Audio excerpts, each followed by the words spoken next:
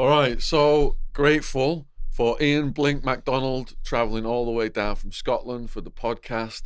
We're talking 12 years in 18 different prisons, not just prison stories though. We're talking knife fighting, bombs, gun crime, and a bank robbery for £6 million, which was almost $10 million back then, that went wrong.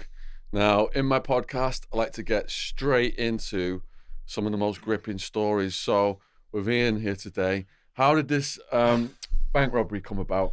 Well, it came about, I was 30 years of age at the time, Shaun, and I'd had a pub in Glasgow, and I'd had a kid at 2 years of age. Things were doing well, but I wasn't in the major league of criminality. I'd only done 18 months up to the age of 30, and a friend of mine who was on the run for HMP shots in Scotland. Mm-hmm. He went out in a butcher's van and he was on the run for 3 years, and he just appeared, and he says to me he had this bank job down in Torquay, down in Devon in England. Mm-hmm. And there was possibly £6 million there. It was a NatWest bank on the Strand in Torquay, and he says, would you like to be in the team?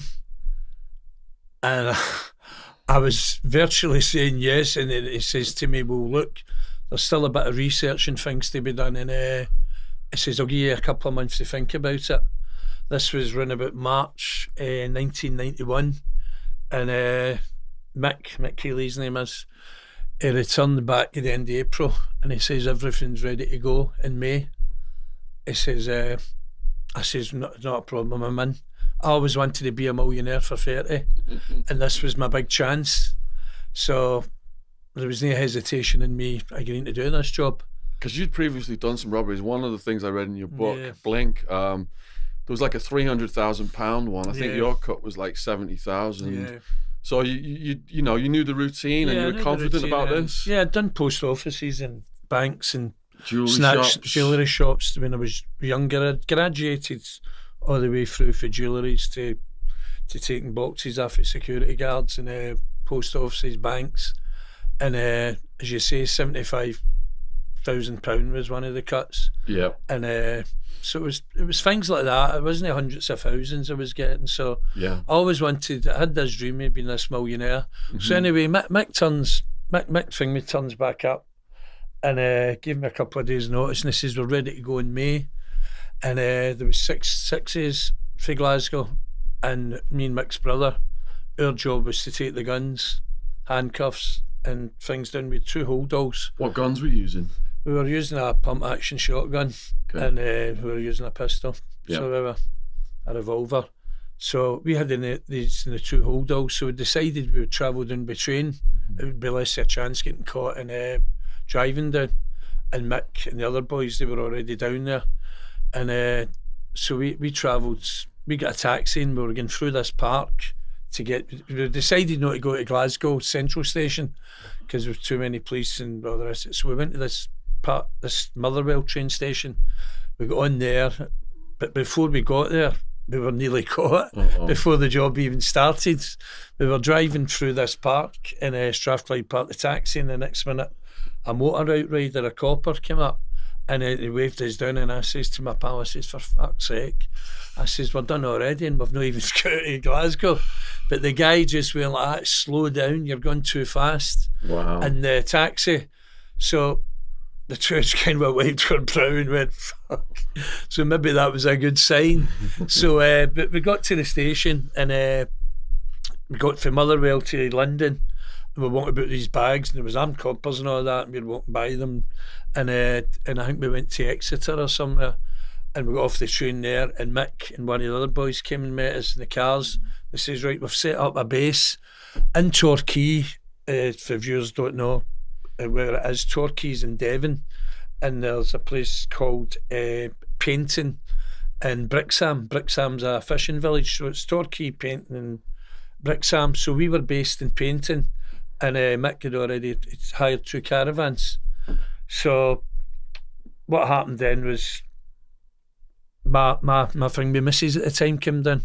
She came down a few days later, with my boy. Did she know what was going on? She didn't at the beginning. I just Okay. told her to come down for a holiday. And at the same time, Mick Keeley, as I told you, he was on the run for 3 years. Mick says he'd been in London and had met this girl, Natalie Baby, from Montpellier. And he says, look, I'm going to phone this girl up and ask her, does she want to come for a holiday? I says, for fuck's sake, Mick. I says, so he phoned Natalie up and she says, can I bring my sister, Sandrine? So the two of them came. So we were in this holiday caravan park, just kind of about our normal business, but we're renegotiating the bank, and it was 3 stories high, and it was just near the marina. It was on the Strand, but while we were doing this, we said we'll take our time, a week to 10 days. So while we were doing this, I even went to the zoo with my son and all that while we were doing that, but mostly we were planning, right, how we're going to get in here. And at the time, there wasn't a lot of alarms in banks. The alarms were just on the vault.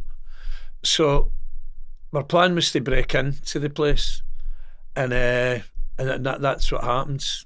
After about 10 days, we says, right, we'll go. But 2 days before it, two of my co-accused, Robert Harper and Thomas Carrigan, we'd been in a car, and one stupidly threw a crisp packet or something out of the car, and the police stopped us and asked us our names. I gave my brother Gary's name. So when we get back to the caravan, and Thomas and Robert, they says, look, we've got a bad feeling about this. We've already been stopped. It was 2 days to go to the bank. They says, we're going to go. And we says, fuck. So they two, Thomas stayed up in Norwich at the time, and they went up and done their own thing, which I'll explain later. So someone threw a crisp packet. Let me just explain that for the American viewers then. Potato chips. Yeah. Someone threw a packet of potato chips out of the car. While we were reconnaissing the bank, and the police stopped you because of that bag. Yeah. And that spooked some of your guys. That spooked some of them, yeah. Wow. I like how you've got the camouflage though of the tourist stuff going down with the family members. Yeah. But now you've got. But see, when the French girls came down as well, it was so unreal, because they're thinking they're doing for a holiday. Yeah. Because Mick's not told them. Yeah. And her and her sisters based herself in the caravan with Michael and James. Because you can't tell them, because they become co-conspirators. No, then, we couldn't tell them. But Sheila ended up finding it. Know what I mean? Right. Because my plan, Shaun, if I was getting away with the robbery, Sheila can speak Iranian. She used to be married to an Iranian. Yeah. And her plan was to get into London, and she was going to open up a safety deposit, put the money, get back to Glasgow. Right. But my original plan is, I wanted to be a millionaire, and I was going to go to Spain and open up a nightclub. Yeah. So getting back to the bank, so we decided we're going to break into it. So have you got all your men, or have you lost some, or have you replaced some? No, there's 4. No, we never replaced down them. To 4? And we down to 4. We changed the plan, so we did, and so we're down to 4, and they 2 are away, and so we broke into the bank. When you say broke in, what do you mean? There was a back door. There was a back door in the bank. Yeah. And we drilled it. And we got in through there. There was no alarm of that. There was no alarms on the floor of the bank. It was 1991. Right. And there was just as I say, at the back of this bank, it was a huge bank. It was a holding bank for the whole of Devon and Cornwall. And Mick had done his homework, and we reckoned there was £6 million there in the vault. And our idea was to tie them up and that. So the bank was broke into, and there was a construction. There was a hole constructed just below a staircase, and that faced onto the vault. And the plan was, and it was a hidey hole, so it was, Shaun. Mm-hmm.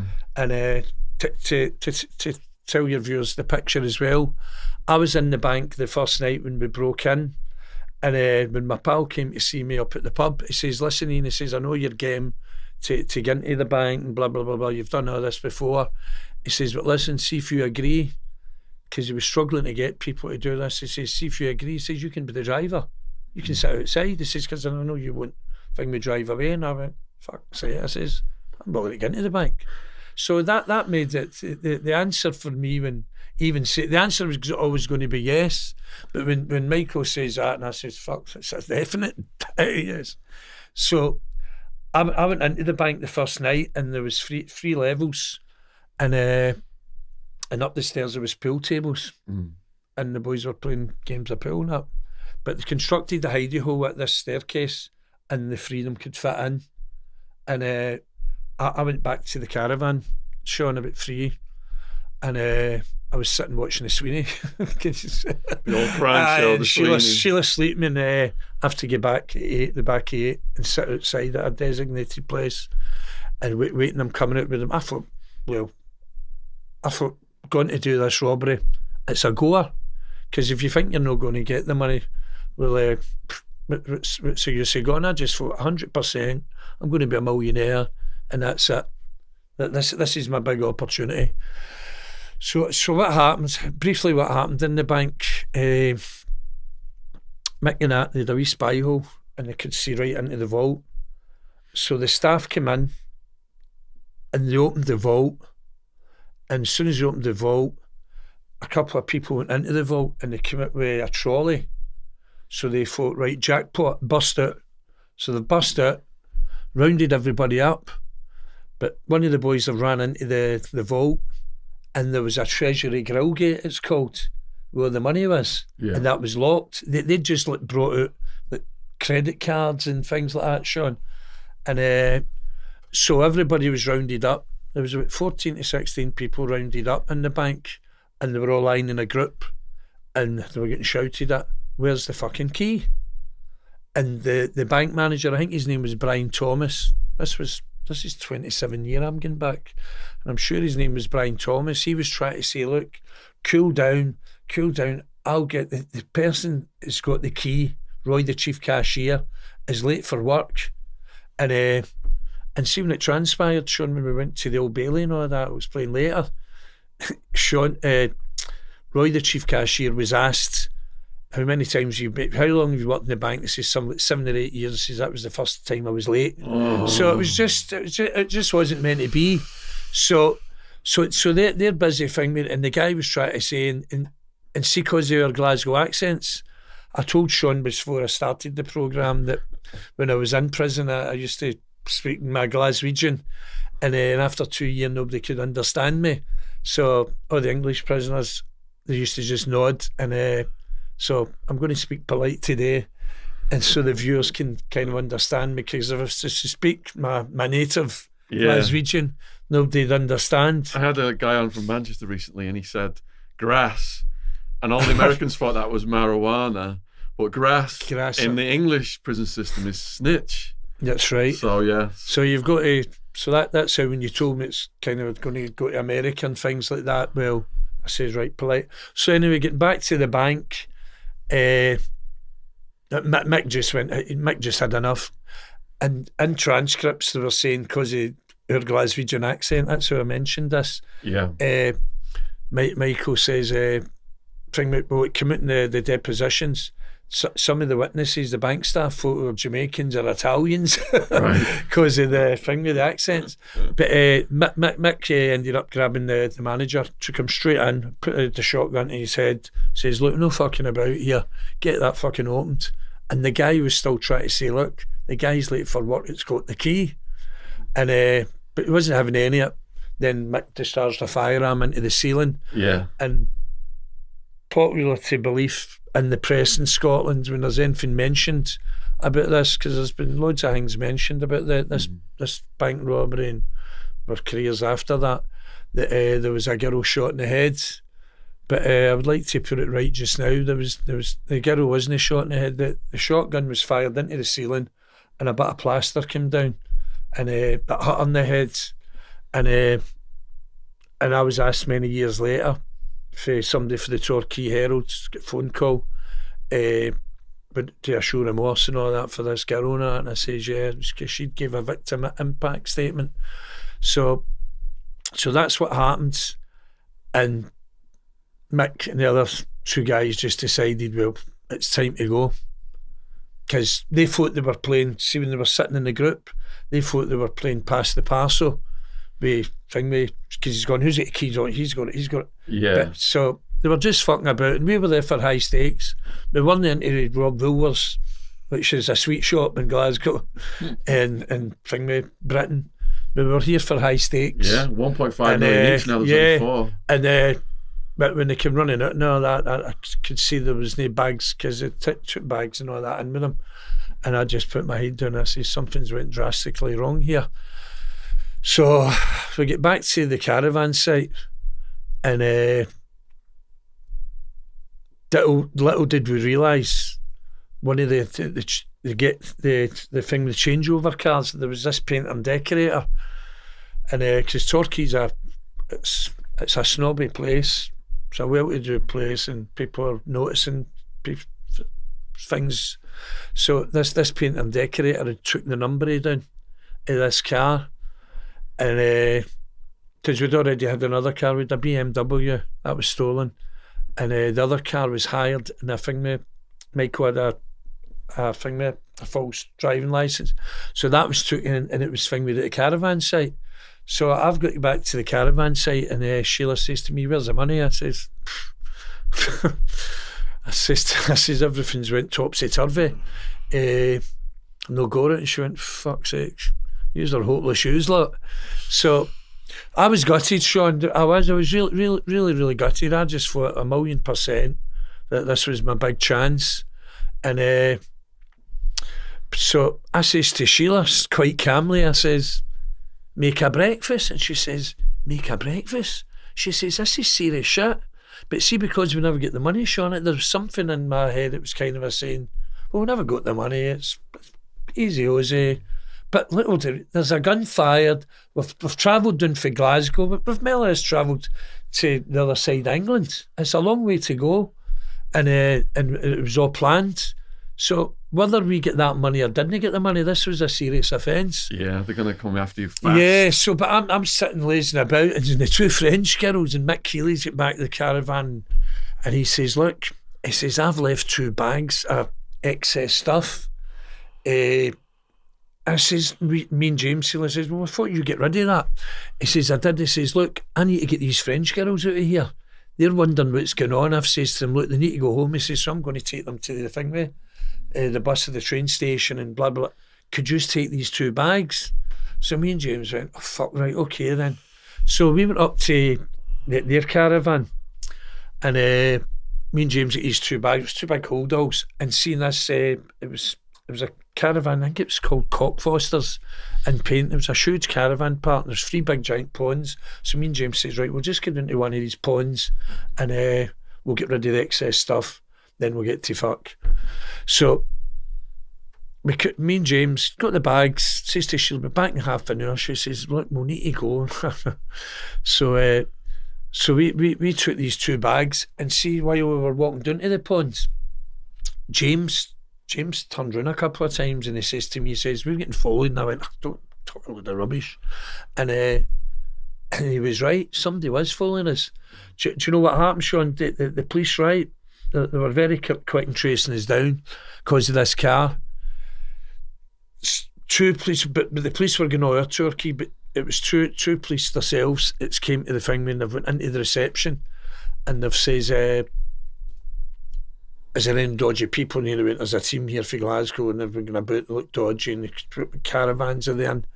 So they took up position in this caravan next to where the Healy's caravan was, and I think they were only in there half an hour, 40 minutes when we went away with the bags.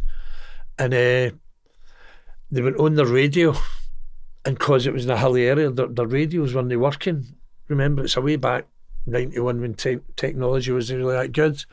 So one of them decided to try and get help, and the other one followed us, and James had noticed them. So we got to the pond, Shaun, opened the bags, started throwing items in. The next minute I get the shock of my life. This guy, he was about 6'4", he was wearing a leather jacket, and he shouted, "Damn police, I'm police." And it was either a 45 or a Magnum. And I just shut myself. I went, "Fuck's it." Then I went, "I can't believe this. If we don't get the money, fucking, I'm going to be arrested," and hundreds of things. And I says to James, I says, "Look, don't mess about here." I says, "He'll shoot us." So we complied with his order, and the twos lay down, but he never put my cuff on right. So, and he was a big guy, right? And it's this jacket and that on. So he done with these 2 bags. He's putting them on one shoulder.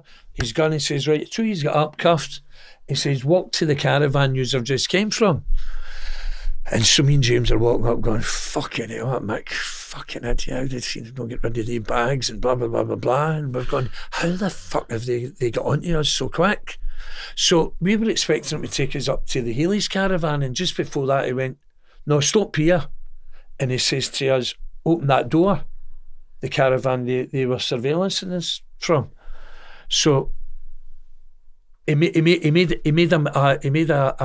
a major blunder, so he did, this police officer. He says, right, the caravan, he says, right, get in the caravan.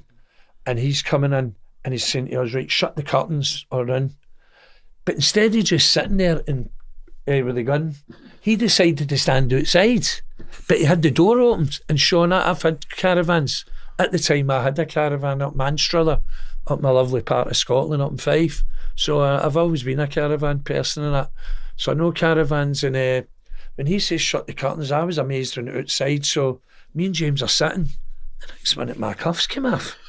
And I went, and he went, what are you doing with that? He says, we're caught anywhere. I went, I'm not sitting here getting fucking 18 years.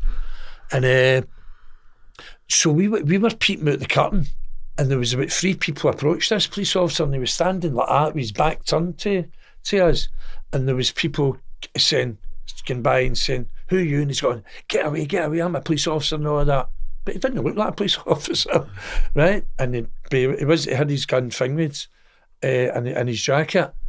And I'm saying the police are going to arrive here quickly. And I says to James, right, I says, listen, I says, see the next person that comes and asks him anything, and he turns his head a slight second. I says, I'm going right along the living room, in the hall, and out that back window. And James says, you'll get shot. I says, I don't give a fuck. I says, I'm not doing 18 years. Because up to the age of 30, I'd only done 18 months. I know I'm laughing about this now, but it wasn't a laughing matter. And so that's what happened, Shaun.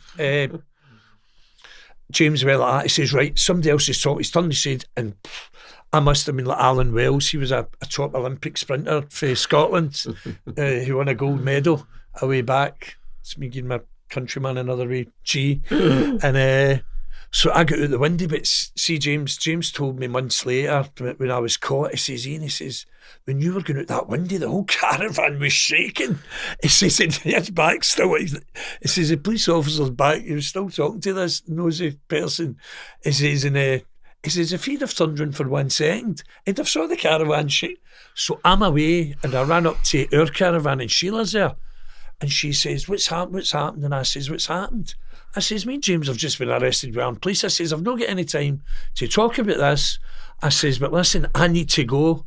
And I was wearing a tracksuit jacket at the time, and I just threw the tracksuit jacket on, and we had train tickets to go to London, for the plan was to go in with the money. And she started crying and all of that, and as I say, my son Darryl was 2. So I says to her, listen, I says, I need to go. And she says, where? I says, look, so I threw another jacket on. So I ran down to the front. I didn't know where to go. I ran through these fields, and I ran down to the front of painting at the beach, and I'm standing there, and I realised I had no money. I had £1 on me in this, and I'm going, how am I going to get from Torquay back to Glasgow?